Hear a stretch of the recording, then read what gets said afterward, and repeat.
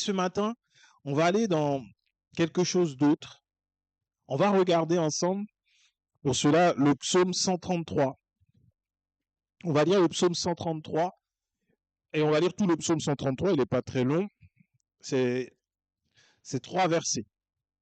Donc, si tu veux lire la Bible tous les jours, tu as des psaumes comme ça qui sont pas très longs. Le psaume 133, le psaume 134, 3 versets à chaque fois, et tu peux lire ta Bible, le psaume 131 aussi. Et donc, le psaume 133 nous dit, voici, ô qu'il est agréable, qu'il est doux pour des frères de demeurer ensemble. C'est comme l'huile précieuse qui, répandue sur la tête, descend sur la barbe d'Aaron, qui descend sur le bord de ses vêtements. C'est comme la rosée de l'Hermon qui descend sur les montagnes de Sion, car c'est là que l'Éternel envoie la bénédiction, la vie pour l'éternité. C'est un magnifique psaume de David. Et on sait que David avait une vie fraternelle. Pour lui, l'amitié est importante. Quand tu regardes dans la parole, David, la notion de l'amitié pour David était extrêmement importante, puisque David, on connaît maintenant Jonathan, David et Jonathan, ils étaient amis. L'âme de David s'était liée à celle de Jonathan. Et on voit que David avait des compagnons et que ces mêmes compagnons, qui étaient ses généraux, sont devenus également ceux qui ont gouverné avec lui, ceux qui étaient avec lui. Quand il a pris la fuite devant Absalom, David est parti avec ses compagnons. Et c'est avec eux qu'il a accompli des exploits. Donc, quand David dit qu'il est doux, qu'il est agréable pour des frères de demeurer ensemble, il sait de quoi il parle, parce qu'il l'a vécu. Maintenant, dans l'Église moderne, lorsqu'on prend ce passage, bien souvent, c'est pour culpabiliser ceux qui ne viennent pas à l'Église. Ceux qui ceux qui un dimanche ou deux, un mois peut-être, n'ont pas mis les pieds à l'Église. Je ne parle pas de l'Église corps de Christ, je parle des murs, les 4 murs. Ils ne sont pas venus et donc on va un peu les mettre de côté ou on va les accuser en disant, mais tu vois, il est écrit dans la Bible qu'il est doux, qu'il est agréable pour des frères de demeurer ensemble. C'est là que le Seigneur envoie sa bénédiction, qu'il envoie la vie en abondance. Et on te culpabilise. Et on dit la même chose lorsque tu ne sers pas dans l'église. Tu es là, tu chauffes le banc, tu viens seulement écouter, tu es en mode consommateur, alors qu'à l'église, c'est pas comme ça. Et tout ça, c'est de la culpabilité qu'on met sur le dos de personnes qui parfois ne sont simplement pas convaincues de servir parce que c'est peut-être pas le moment et qu'elles doivent juste s'asseoir pour pouvoir recevoir la parole. Il y a des choses qu'elles n'ont pas comprises et qu'elles ont besoin d'assimiler avant de se mettre à servir, parce que la vérité est que lorsque tu sers à l'église, tu passes parfois à côté de beaucoup de choses puisque tu es au service et tu n'es pas en train de louer Dieu et en train de recevoir la parole. Il y en a beaucoup qui aujourd'hui dans les églises, pour que d'autres puissent recevoir la parole, se privent et ne sont pas dans cette communion alors qu'ils sont à l'église. C'est là qu'on voit la limite de l'interprétation humaine. Dieu n'a jamais mis ce passage-là pour mettre la pression aux enfants de Dieu pour dire il faut que tu viennes à l'église. Jamais. C'est une mauvaise interprétation de ce qu'est le corps de Christ aujourd'hui. David est dans l'ancienne alliance et il a expérimenté des choses qui préfiguraient l'unité et l'union dans l'église avec ses compagnons. Ils étaient ensemble et il s'est rendu compte qu'il est doux, qu'il est agréable de demeurer ensemble. Et ce sur quoi on doit s'arrêter, quelque chose qui doit t'interpeller, David dit, pour des frères de demeurer ensemble. Aujourd'hui, à l'église, on s'appelle frère, mais on n'est pas frère et sœur. On n'est pas une famille encore. On s'appelle frère parce que c'est devenu un usage. Comme on ne dit pas monsieur ou madame à l'église, et tu verras qu'il y a des personnes qui n'ont vraiment aucun lien. Mais puisqu'on se retrouve dans le lieu qui s'appelle église, on va dire, ah bonjour mon frère, bonjour ma sœur. On ne sait pas si cette personne est réellement un frère ou une sœur en Christ, mais on dit bonjour mon frère, bonjour ma sœur. Ça prouve une chose, c'est que ce n'est pas une question de lieu encore. On comprend que l'église est une réunion de famille. Jésus est venu pour que nous puissions connaître Dieu, non plus comme un Dieu éloigné et méchant et un Dieu dur, comme un maître, mais comme un père. Et Jésus est venu ensuite comme étant le fils premier-né, et qui a donné d'autres fils au Père. Autrement dit, à partir de là, on ne se retrouve pas dans une configuration religieuse des choses, mais on est dans une configuration familiale. Nous sommes une famille. Nous sommes censés être une famille. Et comme dans toute famille, il y a des repas de famille, et il y a des réunions de famille, il y a des moments où la famille se retrouve. Et si on considère l'Église non plus comme un lieu où on doit venir servir, mais comme une famille, ça va tout changer. Ce matin, ce n'est pas juste pour dire que nous sommes une famille, le message, mais c'est pour te permettre de comprendre et de mieux interpréter la Bible, en fait. Parce que dans ce que David dit, il est important de voir qu'il dit que c'est comme l'huile précieuse qui, répandue sur la tête, descend sur la barbe d'Aaron. Aaron était le premier sacrificateur, celui qui a été choisi par Dieu à l'époque de Moïse. Donc c'était la référence qu'avait David. Et Aaron est celui qui a été mis à part pour faire ce sacrifice, pour faire ce sacerdoce. C'est Aaron. Donc ce qui veut dire que lorsqu'on se retrouve en famille, il y a l'huile qui représente l'onction qui coule sur chacun d'entre nous pour nous permettre d'être des sacrificateurs selon la volonté de Dieu. Et quand tu vas maintenant dans le Nouveau Testament et que tu prends le livre d'Hébreux et que tu vois que Jésus-Christ, il est le souverain sacrificateur, non pas selon l'ordre d'Aaron, mais selon l'ordre de Melchisédek, ça veut dire que derrière, quand c'est dans le corps de Christ, et on a vu la semaine dernière que Jésus-Christ est la tête de l'Église. Donc quand tu te retrouves en famille, quand tu as une réunion de famille, que ce soit à l'église, que ce soit dans une gare, que ce soit dans un parc, que ce soit dans une maison, que ce soit là en ligne, il y a l'onction du sacerdoce de Jésus-Christ qui coule sur chacun d'entre nous. Et c'est ainsi que tu peux, comme Paul dit, rendre un culte agréable à Dieu, un culte spirituel où tu ne te soucies pas des normes de ce temps-ci, de ce siècle présent, et tu es plutôt dans la norme de ce qu'un sacrificateur fait. Parce que nous sommes un royaume de sacrificateurs. Dieu a fait de nous un royaume de sacrificateurs par Jésus-Christ. Ce qui veut dire que là où ça peut être difficile tout seul de bien servir Dieu, ensemble, on peut le faire correctement. Ensemble, on peut le faire correctement. Pourquoi?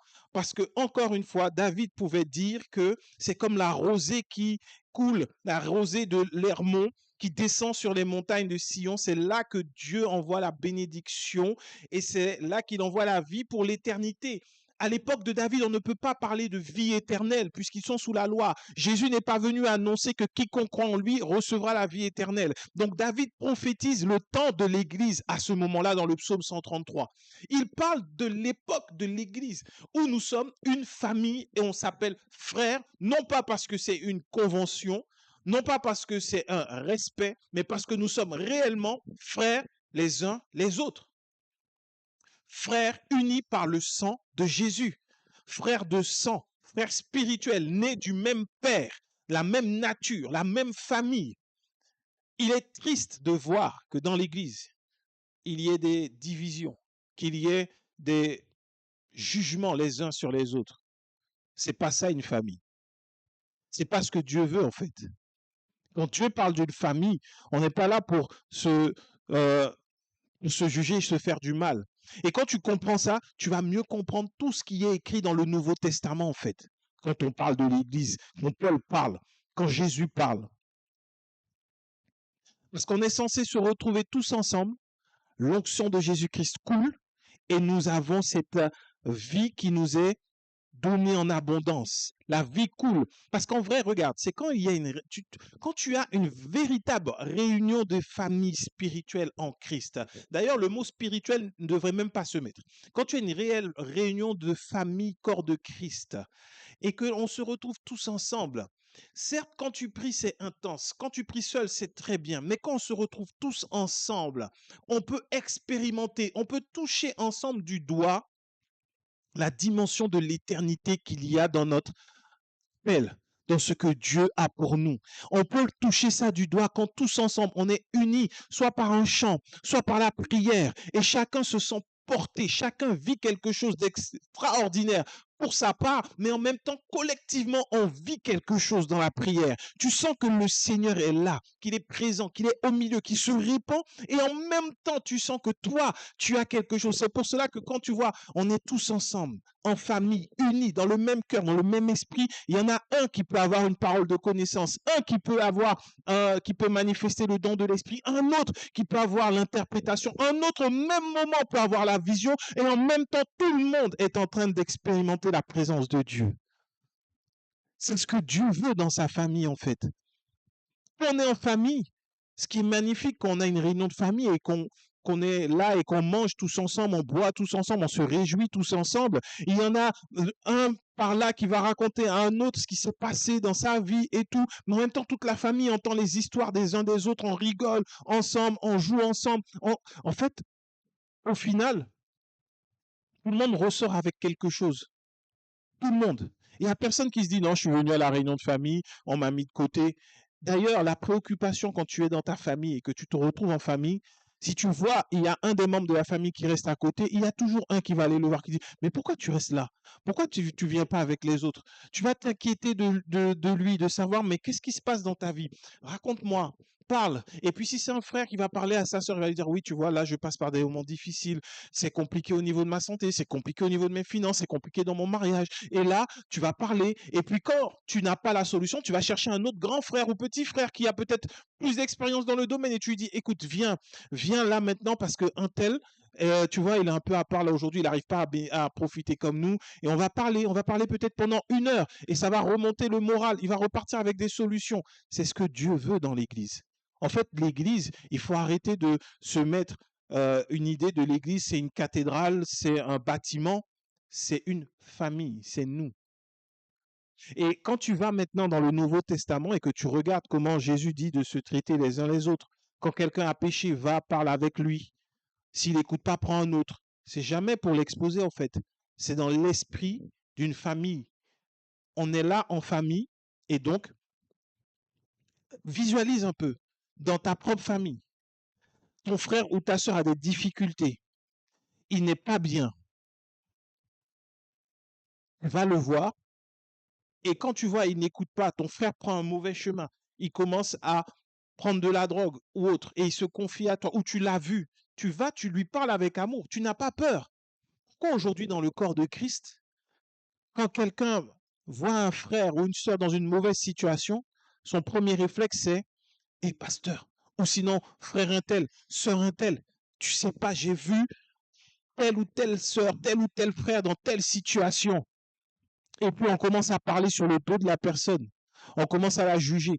On commence à se dire, ah franchement, moi je comprends pas comment les pasteurs peuvent accepter des gens aussi hypocrites au milieu d'eux, comment, ou même lorsque tu n'as pas vu, tu l'as reçu en songe, tu as vu quelque chose, tu vas voir la personne. Tu agis comme dans ta famille.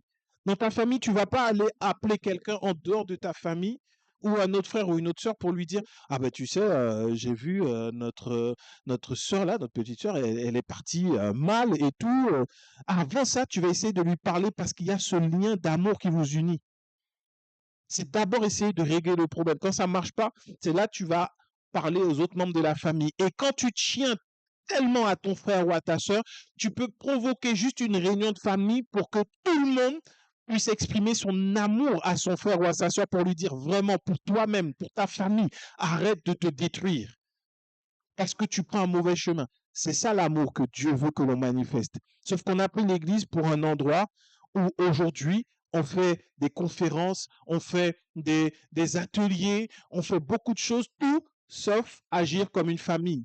C'est devenu un très grand centre commercial, un business. Et ça, parfois que ce soit grandes ou petites églises. Parce que j'ai fait des grandes églises, j'ai fait des petites églises. Et malheureusement, ces attitudes-là, on les retrouve souvent. On les retrouve souvent. Les intérêts ne sont plus d'aimer notre prochain. L'intérêt est de trouver le meilleur moyen de réussir, d'être bien vu et d'aller le plus haut possible, comme si on pouvait monter dans l'église, alors qu'on ne peut pas monter. Il n'y a pas de haut niveau. On est tous au même niveau. Il y a un père, il y a un frère aîné, et c'est lui qui dirige tout. C'est lui la tête. Quand tu considères la famille, à partir de là, tu verras que aimer ton prochain comme toi-même, Ce n'est plus un effort qui est demandé, mais parce que tu intègres une famille. Quand il y a un bébé qui vient de naître dans une famille, tu ne fais pas d'effort pour aimer cet enfant-là. Parce que tu te dis, mon frère, ma soeur a un enfant. Mon enfant a un enfant. D'ailleurs, on voit la relation entre les grands-parents et les petits-enfants. Parce qu'ils ne se posent pas la question de se dire, bon, est-ce que je vais aimer mon petit-fils? Est-ce que je vais aimer mon neveu? Mais on n'a pas ce réflexe dans la famille de Christ parce qu'on reste attaché à l'enveloppe corporelle. Parce que, regarde bien, encore une fois, ton frère ou ta soeur vient d'avoir un enfant. C'est ton neveu, c'est ta nièce. Il est bébé. Il a entre 0 et 1 an. Si le bébé vomit sur toi, tu vas faire quoi? Tu vas frapper l'enfant? Tu vas le rejeter? Tu vas dire, ah non, moi je ne voulais pas d'un neveu ou d'une nièce comme ça, je vais le mettre de côté. Tu vas nettoyer l'enfant d'abord. Tu vas t'assurer qu'il n'y a pas un problème. Tu vas ensuite dire à sa maman, ah ben tu vois, il vient de vomir, il faut peut-être le changer parce que ses vêtements vont sentir le vomi, c'est pas agréable. Et à la fin, toi, tu vas te nettoyer. Tu vois? Mais d'abord, ta préoccupation, c'est le bébé. Parce que c'est un nouveau-né. Parce qu'il n'est pas capable de se nettoyer tout seul. Quand tu es dans la famille de Christ, quelqu'un qui est né de nouveau, c'est un nouveau-né. Il n'est pas opérationnel tout de suite. Il peut vomir sur toi. Ta réaction n'est pas de dire, franchement, soi-disant, il est passé par les eaux du baptême, mais maintenant, regarde comment il parle mal sur moi. Avant d'essayer de te nettoyer, nettoie-le, comme tu le feras avec un bébé, dans la famille. Et c'est pareil quand l'enfant a 5-6 ans, ou même il grandit, et que l'enfant finit en jouant, il envoie le ballon et ça casse la fenêtre. Tu vas le reprendre, tu vas le réprimander, mais à aucun moment tu vas rejeter ton neveu, ta nièce, parce qu'il a fait une bêtise. Tu vas l'éduquer, tu vas l'enseigner, tu vas peut-être même le punir, mais avec amour ou avec concertation avec sa maman, son papa. C'est la même chose que Dieu veut. Et c'est pour ça qu'il y a tous ces enseignements dans la parole, au fait.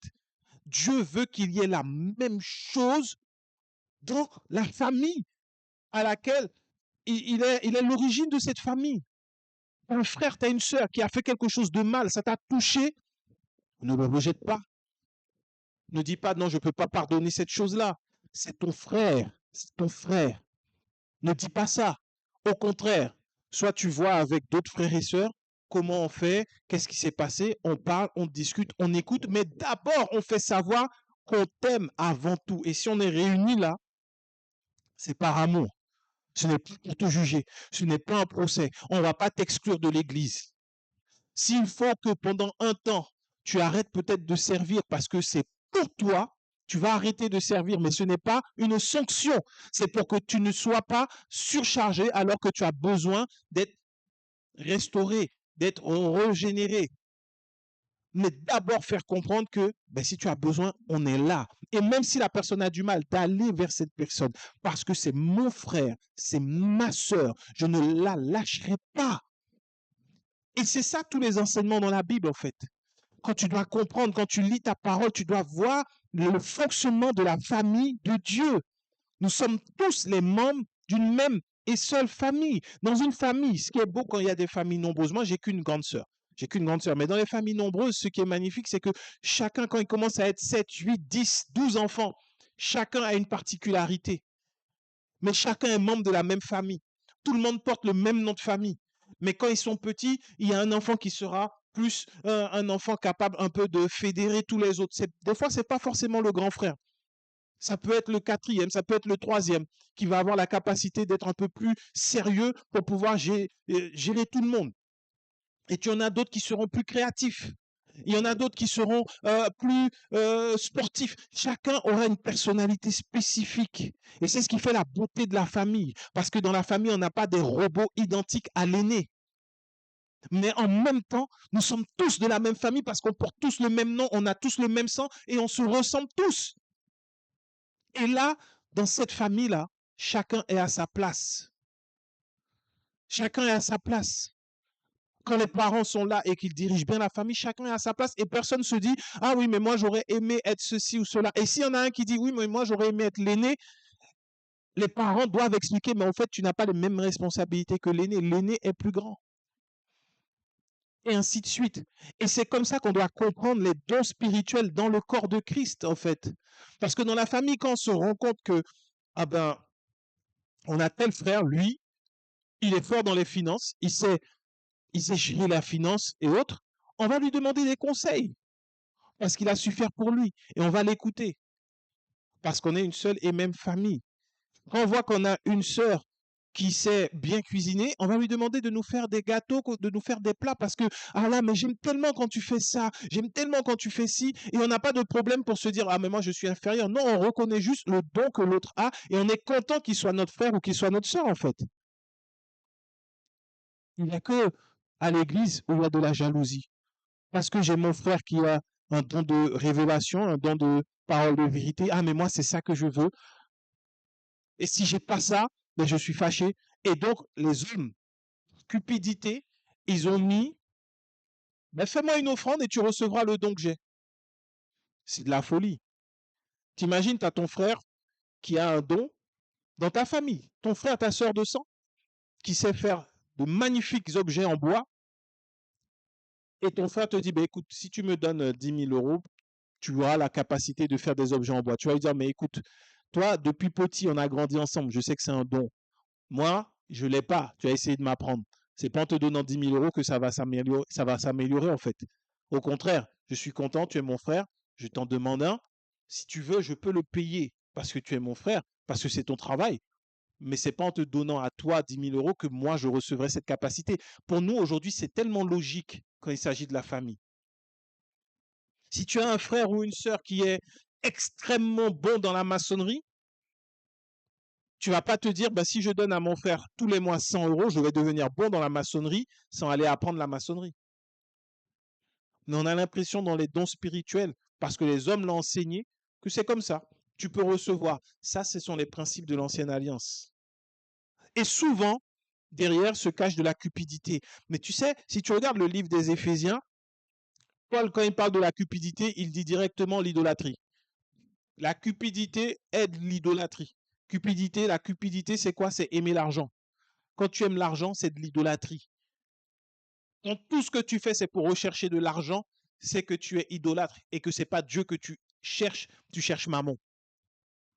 Donc, si tu penses que la solution, c'est l'argent pour tous les problèmes, tu es dans l'idolâtrie. C'est de l'idolâtrie. On ferme la parenthèse. Donc, quand on est l'Église, corps de Christ, et qu'on se retrouve vraiment dans une famille, on comprend alors que les paroles qui sont données ne sont pas là pour nous faire du mal. Quand on a les parents qui sont là, c'est magnifique quand il y a une réunion de famille et que tous les parents sont là et qu'à la table, il y a tous les enfants et que les parents sont là. Quand le papa parle ou la maman parle, tous les enfants se taisent et écoutent. Et il n'y a personne qui va dire à papa ou à maman, non, je ne suis pas d'accord avec ta parole. Si papa et maman disent, vous savez, on va partir, on va mourir, et nous, ce qu'on veut, quand on va mourir, c'est que vous tous, vous restiez unis et que chaque fois, une fois par mois, vous puissiez vous retrouver, manger et célébrer la famille que nous sommes. Est-ce qu'il y a un enfant, quand les parents vont mourir, qui ne vont pas obéir à ça? Parce qu'ils auront de l'amour et du respect pour leurs parents, ils vont le faire.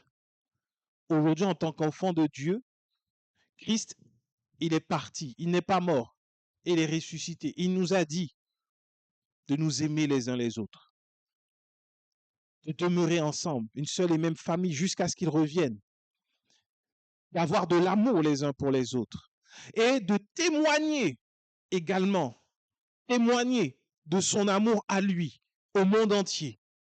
C'est la seule chose qu'il nous a demandé. Il ne nous a pas demandé de construire des églises. Il ne nous a pas demandé d'aller et de faire n'importe quoi avec son nom. Il nous a dit de témoigner de lui et de rester unis dans l'amour. Et aujourd'hui, dans l'Église, on considère que c'est si mon frère est parfait, s'il ne pêche pas, je vais l'aimer, je vais l'honorer, je vais l'encenser, ce sera génial. C'est pas ça. Jésus-Christ n'est pas parti en disant, je vais vous laisser des hommes et ces hommes-là, vous devrez les honorer plus que moi. il est parti en disant de témoigner de lui. Et Jésus, lui, il n'a mis en avant qu'une seule personne, le Père. Et il nous a fait connaître le Père. Et quand tu viens à l'église, c'est pour retrouver quoi? L'atmosphère du Père, de la présence du Père. Et cette présence, elle est transportée par qui? Par le Saint-Esprit. C'est pour ça que David dit, quand on se retrouve tous ensemble, il y a cette onction qui coule. Il y a l'Esprit qui est là, l'Esprit de la famille de Dieu, le Père lui-même. Et il se fait de grandes choses quand nous sommes unis ainsi. Pour finir, regardons ensemble Acte 2, le verset 42. Acte 2 au verset 42. Acte 2, verset 42 qui nous dit, ils persévéraient, qui? Les croyants, hein? Ils persévéraient dans l'enseignement des apôtres, dans la communion fraternelle, dans la fraction du pain et dans les prières. La crainte s'emparait de chacun et il se faisait beaucoup de prodiges et de miracles par les apôtres. Tous ceux qui croyaient étaient dans le même lieu et ils avaient tout en commun. Ils vendaient leurs propriétés et leurs biens et ils en partageaient le produit entre eux, tous selon les besoins de chacun. Ils étaient chaque jour tous ensemble assidus au temple. Ils rompaient le pain dans les maisons et prenaient leur nourriture avec joie et simplicité de cœur, louant Dieu et trouvant grâce auprès de tout le peuple. Et le Seigneur ajoutait chaque jour à l'Église ceux qui étaient sauvés. Si tu lis ce passage trop vite, tu risques de passer à côté de plusieurs choses importantes. Regarde bien. On parle de la communauté des croyants après que le Saint-Esprit soit venu. Ils étaient plus de 3000 âmes. Et il dit qu'ils persévéraient dans l'enseignement des apôtres, la communion fraternelle, la prière, la fraction du pain. La crainte s'emparait de chacun. Il se faisait beaucoup de prodiges et de miracles par les apôtres. Parce qu'ils étaient ensemble déjà. Il se faisait beaucoup de prodiges et de miracles par les apôtres. Quand on est tous ensemble, réunis dans l'esprit de la famille de Dieu, alors il peut se faire beaucoup de prodiges et de miracles par la main de ceux à qui Dieu a donné la capacité de diriger, de gouverner, de faire avancer. Quand ils étaient tous ensemble, ils se faisaient beaucoup de prodiges et de miracles. Et on se pose des questions, pourquoi dans les églises, il n'y a pas beaucoup de prodiges et de miracles? Pourquoi les caméras ne viennent pas pour dire, il y a une église quelque part en France ou ailleurs où il y a beaucoup de véritables miracles? Je ne parle pas de faux miracles, je ne parle pas de choses qui sont mises en scène, je ne parle pas de ça. Je parle d'une église où on constate réellement des miracles attestés par Dieu. Parce que des fois, j'avais vu, et à un moment, il y a des années, je croyais qu'il y avait un pasteur en Afrique qui faisait beaucoup de miracles, mais avec le temps, après sa mort, les choses ont été révélées et ce n'était que de la mise en scène. Tout ça n'était que mise en scène. Ce n'était pas vrai. Pour qu'il y ait beaucoup de miracles, ce n'est pas un pasteur qui a beaucoup d'onction, c'est une famille qui se réunit pour être et demeurer dans l'esprit du Père, pour garder l'amour de Dieu. Et à partir de là, il y a plusieurs choses qui se font. Donc, beaucoup de prodiges et de miracles. Et quand on continue au verset 44, tous ceux qui croyaient étaient là dans le même lieu et ils avaient tout en commun. Regarde bien ce que dit l'observateur. Il regarde et tous ceux qui étaient là, tous ceux qui croyaient, tous ceux qui persévéraient dans la parole, tous ceux qui étaient là, qui étaient dans la communion fraternelle, dans la fraction du pain, dans la prière, il ne dit pas ils étaient tous assemblés dans une église, ils étaient tous dans un même lieu. Autrement dit, le lieu n'avait aucune espèce d'importance. Le lieu n'a pas d'importance. L'importance, c'est d'être tous ensemble et de tout mettre en commun. Il n'y a personne qui disait que ces biens lui appartenaient. Tout le monde était en commun, une famille. C'est une famille. Demain, chacun de nous, nous avons nos maisons. Mais si on se retrouve avec nos familles, les membres de nos familles, il y a des familles qui sont tellement grandes qu'ils vont louer des endroits pour pouvoir faire leur réunion de famille. Ils ne se réunissent pas à l'église, ils se retrouvent dans un lieu. Dans un lieu. Ça veut dire que l'importance n'est pas sur le bâtiment. Arrêtons de croire les charlatans. C'est un terme biblique. Les charlatans qui nous disent que Dieu va faire plus parce qu'il y aura un plus grand bâtiment. C'est faux. Dieu va faire au-delà de ce que l'on peut penser ou imaginer par la puissance qui agit en nous. Nous sommes le temple du Saint-Esprit et chacun d'entre nous, nous formons un édifice à la gloire de Dieu tout en étant chacun individuellement un temple pour le Saint-Esprit. Ce n'est pas le lieu qui fait la différence. Tu peux être dans un sous-sol, dans une cave, dans un grenier et Dieu agit extraordinairement. Parce que nous sommes réunis comme une famille dans l'amour. Ce n'est pas un lieu. Si c'était le lieu, alors toutes les cathédrales, soi-disant faites pour Dieu, on aurait des signes, des miracles et des prodiges constamment. Ce n'est pas le lieu. Ce n'est pas un concours de la plus grande église. On n'est pas à ça. Ce n'est pas ce qui détermine que Dieu est avec ou n'est pas avec quelqu'un. C'est pas ça. Ils étaient juste assemblés en un lieu, tout simplement. Verset 45, ils vendaient leurs propriétés, leurs biens, et ils partageaient tout selon les produits, et ils partageaient le produit entre tous selon les besoins de chacun. Tu te rends compte le niveau d'amour? On se pose la question, mais pourquoi il y avait des signes, des miracles, des produits?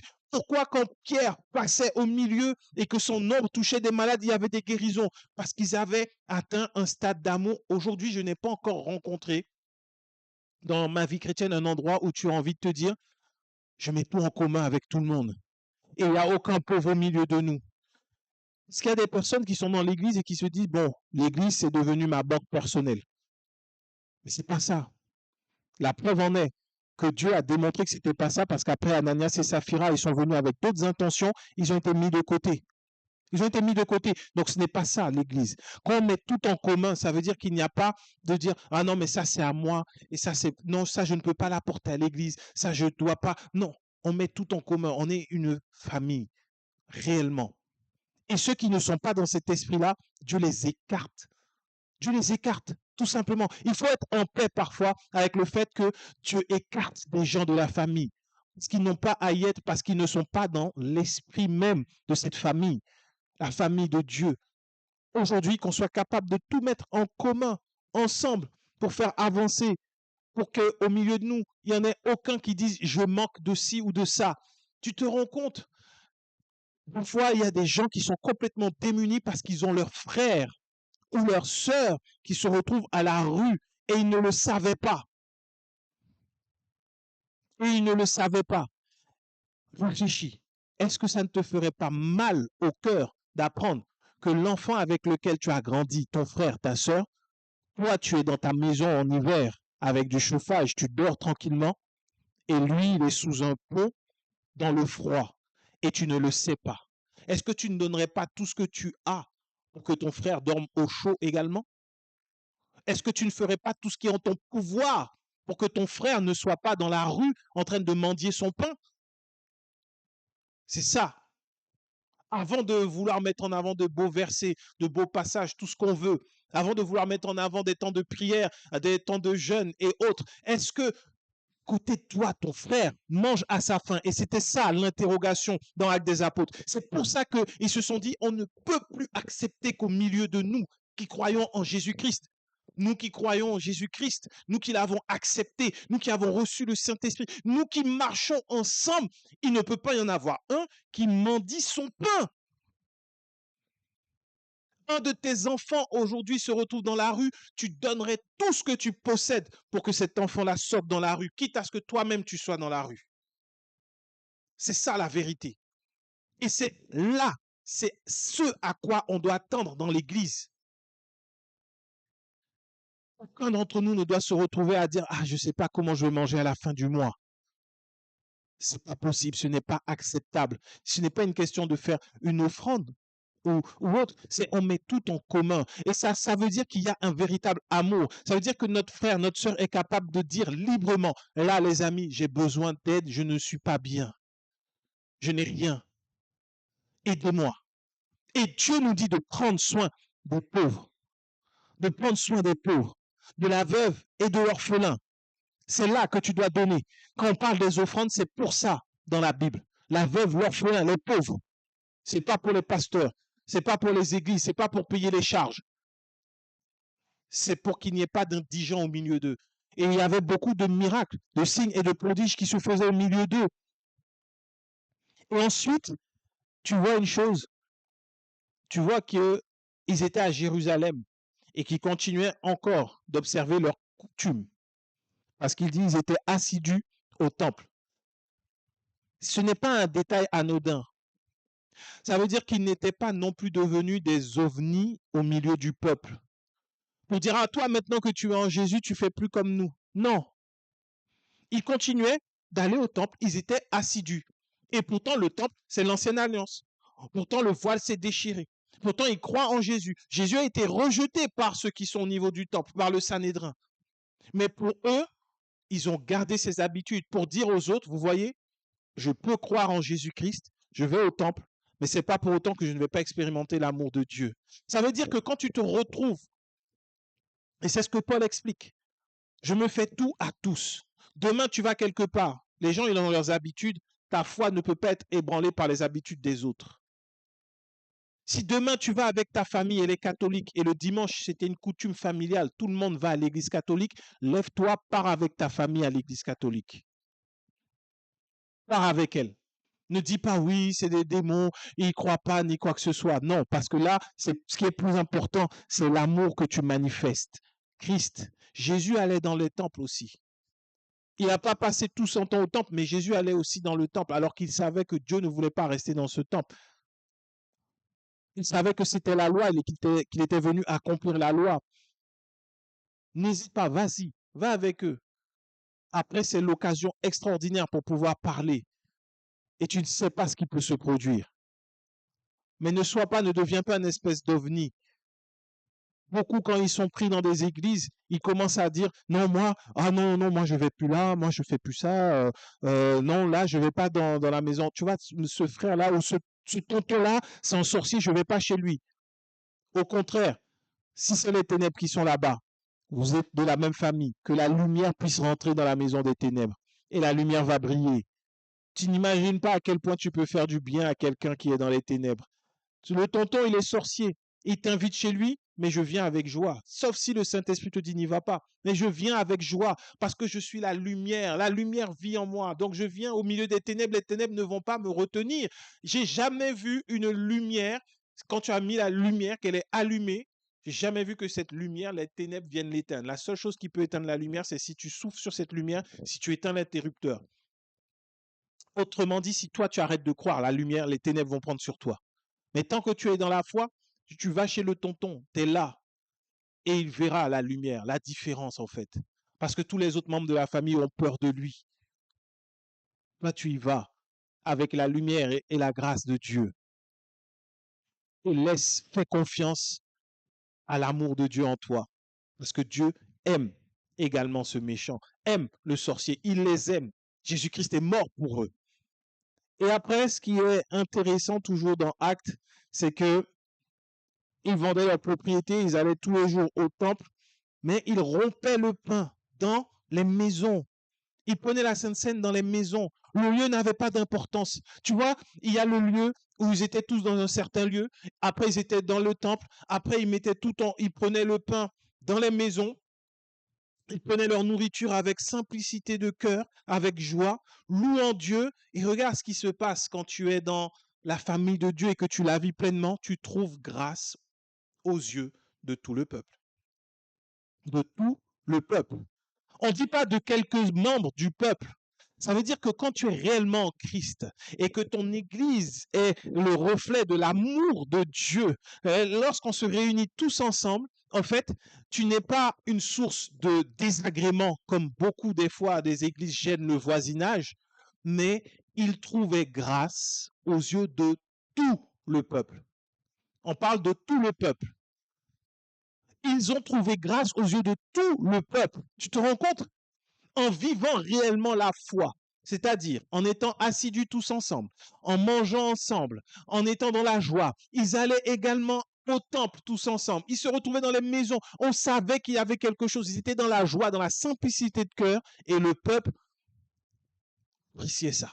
Ils trouvaient grâce aux yeux du peuple. Ce qui veut dire trouver grâce aux yeux du peuple, ça veut dire que quand ils allaient au marché et qu'ils allaient prendre une tête de salade, on leur dit non, mais prends une deuxième. Je sais que quand vous vous réunissez, vous mangez beaucoup. Donc tiens, prends une deuxième. Tu vas faire les courses là, tu vas voir le cordonnier, il va te dire mais si tes frères et tes sœurs, ils ont besoin de réparer leurs chaussures, dis-leur de les amener, je leur ferai un prix. Et là, il va auprès du boucher, le boucher te dit attends, je t'ai gardé une viande spéciale parce que je sais que tu vas recevoir tes frères et tes sœurs, comme vous dites. C'est ça, trouver grâce aux yeux du peuple. Ce qui veut dire que être dans l'amour de Dieu, être réellement dans la famille de Dieu, ça ne veut pas dire que tu auras des difficultés tout autour de toi tout le temps. C'est pas vrai.